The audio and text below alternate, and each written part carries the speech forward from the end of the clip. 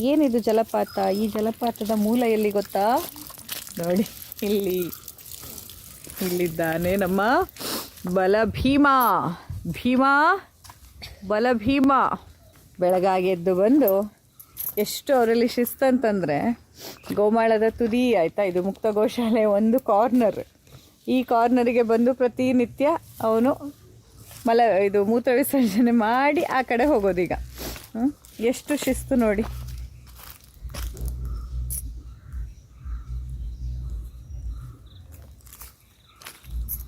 ಇದು ನಮ್ಮ ಮುಕ್ತ ಗೋಶಾಲೆಯ ಒಂದು ನೋಟ.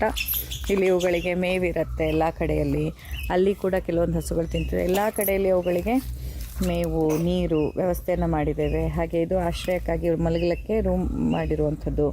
ಸೊ ಅವಕ್ಕೆ ಬೇಕಾದಾಗ ಒಳಗೆ ಹೋಗಿ ಮಲಗತ್ತೆ, ತಿನ್ನಬೇಕು ಅನ್ನಿಸ್ದಾಗ ತಿನ್ನತ್ತೆ, ಆಡಬೇಕು ಅನ್ನಿಸ್ದಾಗ ಆಡತ್ತೆ. ಹೀಗೆ ಸ್ವಚ್ಛಂದವಾಗಿ ಓಡಾಡಿಕೊಂಡು ಇರುವಂಥ ಒಂದು ವ್ಯವಸ್ಥೆಯನ್ನು ನಮ್ಮೆಲ್ಲ ಹಸುಗಳಿಗೆ ಹೋರಿಗಳಿಗೆ 120ಕ್ಕೂ ಅಧಿಕ ಹಸುಗಳಿದ್ದಾವೆ ನಮ್ಮಲ್ಲಿ. ಅದರಲ್ಲಿ 45ಕ್ಕೂ ಅಧಿಕ ಹೋರಿಗಳೇ ಇರುವಂಥದ್ದು. ಆದರೂ ಸಹ ನಾವೆಲ್ಲವನ್ನು ನಮ್ಮಲ್ಲಿ ಕಾಪಾಡ್ಕೊಂಡು ಹೋಗುವಂಥ ಕೆಲಸ ಮಾಡ್ತಾ ಇದ್ದೇವೆ. ಅಲ್ದಾ